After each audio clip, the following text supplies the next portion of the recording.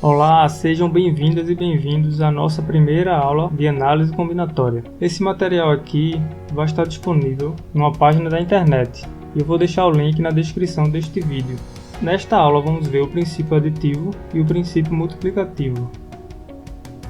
As referências são essas duas aqui, que eu me baseei para preparar essa nota de aula. E esse material foi feito usando o software SageMath. Usando o notebook Jupyter, tudo isso aqui são links para quem tiver curiosidade e quiser aprender sobre o software.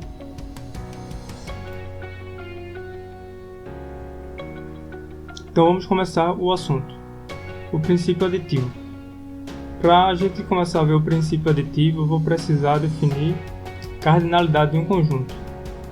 Usaremos essa notação aqui, #A, para representar o número de elementos do conjunto A. Isto é, cardinalidade de A. Então, com essa notação aqui, a gente já pode ver o princípio aditivo. Sejam A e B conjuntos finitos e disjuntos, então a cardinalidade da união vai ser a soma das cardinalidades. Então a gente está supondo que os conjuntos são finitos e eles são disjuntos. Isso é muito importante, porque se não forem disjuntos, isso daqui vai ser diferente. A gente vai ver ainda em uma outra aula. Então, para a gente fixar melhor a ideia do princípio aditivo, vamos ver esse primeiro exemplo. Suponha que na disciplina de análise combinatória existem 3 listas de exercícios. A primeira contém 15 exercícios, a segunda contém 18 exercícios e a terceira contém 14 exercícios. A pergunta é: de quantas maneiras um estudante pode escolher um exercício para resolver?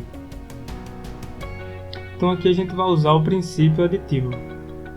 Então a solução é o seguinte. Note que o estudante tem 15 opções para escolher um exercício da primeira lista. Isso não vai interferir na segunda ou na terceira lista. Independente dessa lista, ele tem 18 opções para escolher um exercício da segunda lista e 14 opções para escolher um exercício da terceira lista. Portanto, o estudante tem essa soma aqui de maneiras para escolher o exercício. 15 mais 18 mais 14, que dá 47.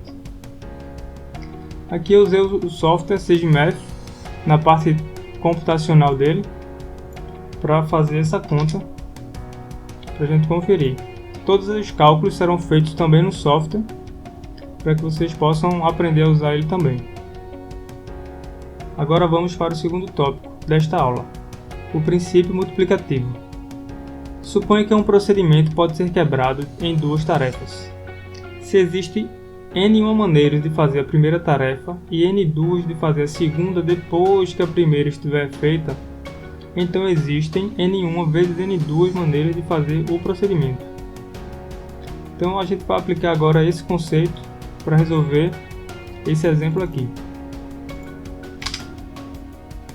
Ele diz o seguinte, ele pergunta o seguinte: quantos números naturais de 3 algarismos distintos existem, supondo que a gente está na base 10? Então a gente pode pensar em começar a escolher os algarismos da esquerda para a direita ou da direita para a esquerda. Se a gente começar da direita, vamos ter 10 opções para o primeiro algarismo, de 0 até 9. Para o segundo, que é o do meio, vamos ter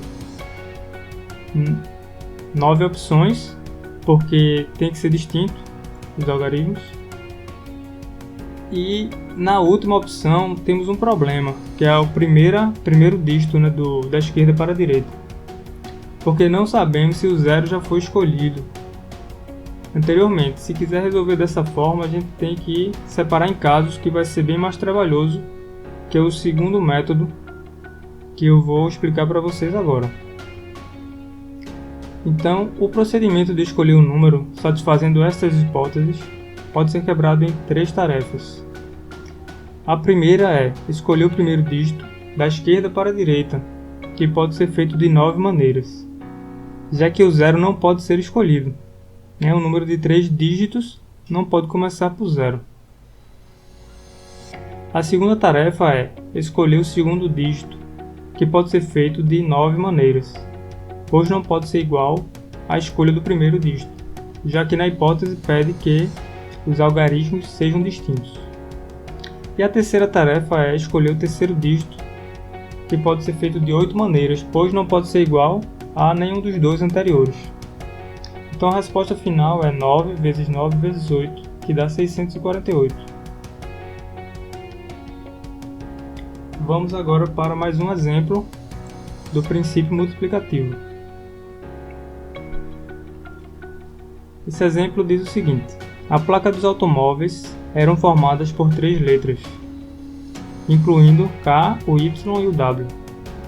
Depois era seguida por 4 algarismos, e a pergunta é: quantas placas podiam ser formadas? Então esse problema é bem simples de resolver, porque cada letra pode ser escolhida de 26 modos, e uma vez escolhida a primeira letra, a segunda não tem nenhum problema de ser igual à anterior, então também tem 26 modos de escolher a segunda letra e mais 26 modos de escolher a terceira letra. Depois de escolher as 3 letras, temos que escolher 4 algarismos, e cada um pode ser escolhido de 10 formas.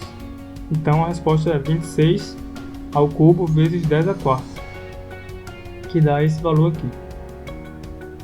E é assim que se calcula no SageMath: 26 ao cubo vezes 10 à quarta. Aqui temos mais um exemplo que é sobre funções. Aqui a gente tem A e B, dois conjuntos com a cardinalidade de A igual a M e a cardinalidade de B igual a N. Temos duas perguntas. A primeira é: quantas são as funções f de A em B? E a segunda é: quantas são as funções injetoras de A em B? Então vamos resolver a letra A primeiro. Para fazer uma função, formar uma função de A para B, para cada elemento do domínio temos que escolher um elemento no contradomínio, que é o B. Então, como A tem m elementos, o primeiro elemento que a gente escolher para escolher a imagem dele, a gente vai ter n possibilidades de imagem. Uma vez escolhido isso, para o segundo elemento de A, a gente vai ter também n elementos que podem ser a imagem desse segundo elemento de A, e assim sucessivamente. Então o número de funções de A para B é n vezes n vezes n, m vezes isso aqui.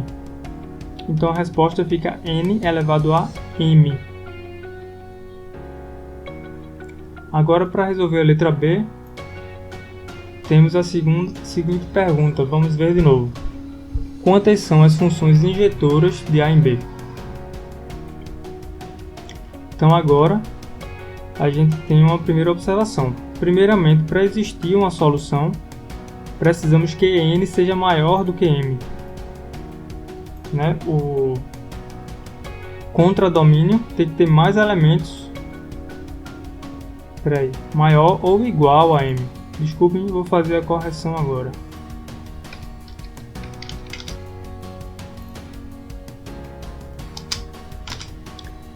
Então n precisa ser maior ou igual que m. Se for menor, simplesmente não tem solução.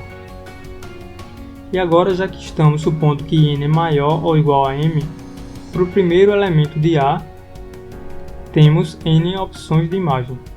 Para o segundo elemento, vamos ter n-1, porque se escolhemos igual ao primeira imagem, a função já não vai ser mais injetora. Para o terceiro elemento de A, temos n-2 opções, assim sucessivamente, até chegarmos em n-m mais 1. E como eu sei que tem que parar nesse daqui, a gente tem que pensar o seguinte: eu posso olhar isso aqui como n-0, deixa eu escrever assim,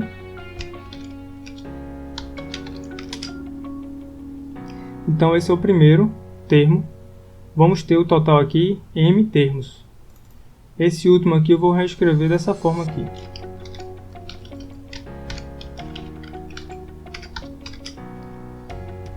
N menos m menos 1. Então aqui a gente tem um termo, dois termos, três termos, até o mésimo termo. Então por isso eu sei que esse é o último termo desse produto. E essa é a resposta final. Agora temos o último exemplo desta aula. E aqui a pergunta é a seguinte: quantos são os números naturais pares que se escrevem com 3 algarismos distintos? A pergunta é parecida com um exemplo que a gente já fez, só que aqui ele está restrito aos naturais pares. Então vamos para a solução. Observe que neste caso temos duas dificuldades para superar. O zero não pode ser a primeira entrada da esquerda para a direita, ele tem que terminar com um número par. Então se a gente começar a escolha da esquerda para a direita, podemos eliminar o zero, e o primeiro algarismo pode ser escolhido de 9 formas, o segundo de 9, e as possibilidades que sobraram para o terceiro precisa ser um número par, vai depender do que já foi escolhido anteriormente. Vamos mudar um pouco a estratégia. Se começarmos nossa escolha da direita para a esquerda, podemos escolher o último algarismo de 5 modos, ou 0, ou 2, ou 4, ou 6, ou 8, e a quantidade de formas que temos para escolher o primeiro vai depender se o 0 já foi escolhido ou não. Então vamos começar uma nova estratégia. Já sabemos que o número total de números naturais com 3 algarismos distintos é 9 vezes 9 vezes 8, que é 648. Agora a gente pode contar, dentre estes, os que são ímpares, e a diferença será a resposta desse problema. O último algarismo pode ser escolhido de 5 maneiras para o número ser ímpar. Ou ele vai ser 1, ou 3, ou 5, ou 7, ou 9. O primeiro pode ser escolhido de 8 maneiras, porque não pode ser igual a um desses, que já foi escolhido para o da direita, nem pode ser 0. E o segundo algarismo, que é o do meio, pode ser escolhido de 8 maneiras, porque não pode ser igual a nenhuma das outras duas escolhas. Então a resposta vai ser 648 menos 5 vezes 8 vezes 8, que dá 328. E aqui é o cálculo feito no Seja 328. No final da nota de aula tem uma lista de exercícios. Quando vocês forem consultar a página da internet, talvez essa lista já esteja diferente, porque a minha ideia é gravar as aulas e depois melhorar essas listas de exercícios.